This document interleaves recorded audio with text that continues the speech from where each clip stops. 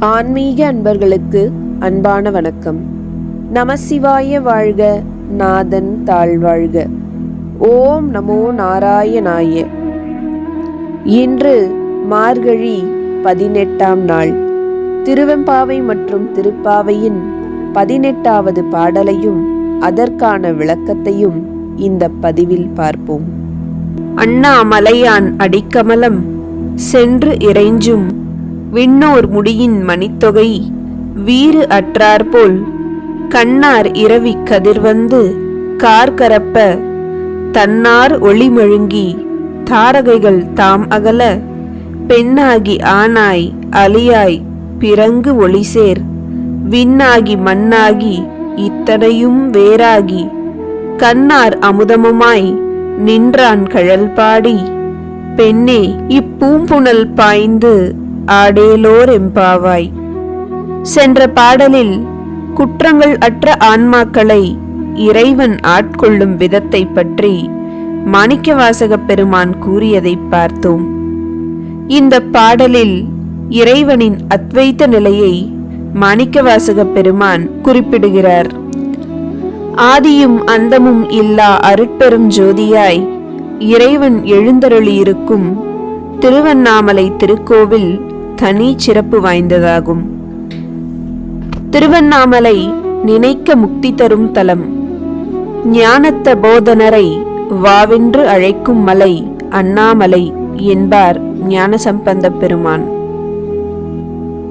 உயிர்களின் பிறவி பாசத்தை அறுத்து இறைவன் எளிய வந்து ஆட்கொள்ளும் முறையினை இதுவரை சொல்லி வந்த மாணிக்கவாசகப் பெருமான் இந்த பாடலில் இறைவனது அத்வைத நிலையை கன்னியர்கள் புகழ்ந்து நிற்பதை சொல்கிறார். அத்வைத்தம் என்றால் ஜீவாத்மாவும் பரமாத்மாவும் ஒன்றுதான், வேறல்ல என்ற நிலை. இங்கு கன்னியர்களுள் ஒருத்தி தன் மற்றொரு தோழியிடம், பெண்ணே, அண்ணாமலையில் கோவில் கொண்டு எழுந்தருளியுள்ள அண்ணாமலையாரது தாமரை போன்ற பாத கமலங்களை ரத்தினங்களும் முத்தும் பொன்னும் வைரமும் அணிந்த தேவர்கள் வணங்குகின்றனர்.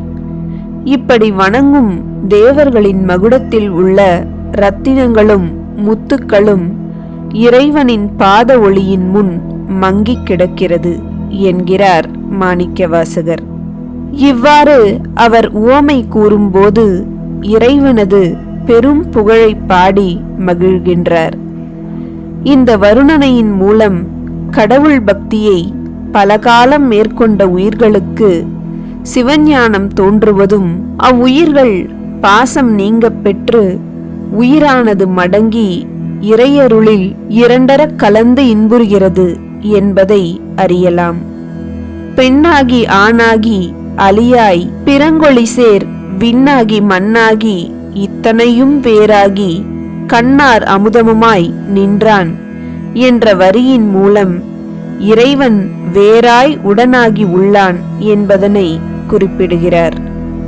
எனவே எங்கும் நீக்கமர நிறைந்திருக்கும் இறைவனது புகழை பாடி இந்த அழகு நிறைந்த குளத்தில் தாவி நீராடுவோமாக என்று அக்கன்னியர்கள் பேசிக்கொண்டனர். எப்படி இறைவன் நான்முகனுக்கும் மகாவிஷ்ணுவுக்கும் அடிமுடி காணவொன்னா சோதி பிழம்பாய் காட்சி கொடுத்தார்.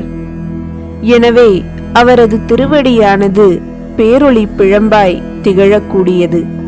இதைத்தான் நாவுக்கரச பெருமான் தன் திருவையாற்று பதிகத்தில் சோதியும் செஞ்சுடர் ஞாயிறும் ஒப்பன தூமதியோடு என்று குறிப்பிடுகிறார். எனவே இறைவன் ஆண் பெண் அலி என மூன்றுமாய் திகழ்கிறான். ஒளியை தருகின்ற சூரியன் சந்திரன் மற்றும் வானமாக இருக்கின்றான். மண்ணாக திகழ்கின்றான். நம் கண்களுக்கு அமுதமாய் காட்சியளிக்கின்றான். இப்படி எங்கும் நீக்கமர திகழும் இறைவனான சிவபெருமானின் மலர் போன்ற திருவடிகளை போற்றி பாடி பூக்கள் நிறைந்த இந்த குளத்தில் பாய்ந்து நீராடுவோமாக என்று அக்கன்னியர்கள் தங்களுக்குள் பேசிக்கொண்டனர். இப்பாடலின் உட்கருத்து என்னவெனில், இவ்வுலகில் எல்லா உயிர்களுமாய் எல்லா பொருள்களுமாய் இருக்கின்ற இறைவனே நிலையானவன். ஆனால் நிலையில்லாத செல்வத்தின் மீது விருப்பம் கொள்ளாது நிலையான இறைவனின் மீது நாட்டம் கொள்ளுங்கள் என்று இப்பாடல் மூலம் மாணிக்கவாசகப் பெருமான் நமக்கு உணர்த்துகிறார். அடுத்து திருப்பாவை 18ஆம் பாடல். இந்த 18வது பாடலில் கண்ணனை துயில் எழுப்புவதற்காக கண்ணனின் மனைவி நப்பின்னையை எழுப்புகிறார் ஆண்டாள். கண்ணனின் அருளை பெறுவதற்கும் அவனை தூக்கத்திலிருந்து எழுப்புவதற்கும் அருள் செய்ய வேண்டும் என உதவி கேட்பதாக இந்த பாடல் அமைந்துள்ளது. அடுத்து பாடலை பார்ப்போம். உந்து மதக்களிற்றன் ஓடாத தோல்வழியன் நந்தகோபாலன் மருமகளே நப்பின்னாய் கந்தம் கமழும் குழலி கடை திறவாய் வந்தெங்கும் கோழி அழைத்தன கான் மாதவி பந்தல் மேல் பல்கால் குயிலினங்கள் கூவினகான் பந்தார் விரலி உன் மைத்துனன் பேர்பாட செந்தாமரை கையால் சீரார் வளையொலிப்ப வந்து திறவாய் மகிழ்ந்தேலோர் எம்பாவாய். இந்த பாடலின் விளக்கம். மதம் பிடித்த யானையை அடக்கக்கூடிய அளவிற்கு தோள் வலிமை கொண்ட நந்தகோபனின் மருமகளான நப்பின்னாய், நீங்கள்தான் எங்களுக்கு அருள் செய்ய வேண்டும். அதனால் தயவு செய்து கதவினை திறந்து கொண்டு வெளியே வாருங்கள். கோழிகள் அனைத்து பக்கத்திலும் இருந்து விடியல் வந்து விட்டதை கூறி அழைக்கின்றன பாருங்கள். அழகிய நறுமணம் மிக்க கூந்தலை உடையவளே, மலர்பந்தல் மேல் குயிலினங்கள் கூவுகின்றன பாருங்கள். நாங்கள் உங்களுடைய கணவரின் பெயரினை பாடிக்கொண்டிருக்கிறோம். கண்ணனை உறக்கத்திலிருந்து எழுப்புவதற்கு நீங்கள்தான் எங்களுக்கு உதவி செய்ய வேண்டும். அப்படி நீங்கள் எங்களுக்கு உதவினால்தான் கண்ணனின் அருளை நாங்கள் பெற முடியும்.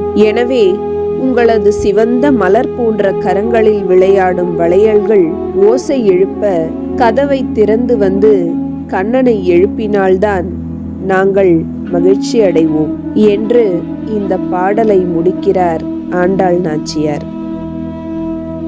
இந்த வீடியோ உங்களுக்கு பிடிச்சிருந்தா லைக் பண்ணுங்க, ஷேர் பண்ணுங்க, கமெண்ட் பண்ணுங்க. மறக்காம நம்ம சேனலுக்கு சப்ஸ்கிரைப் பண்ணுங்க. நன்றி.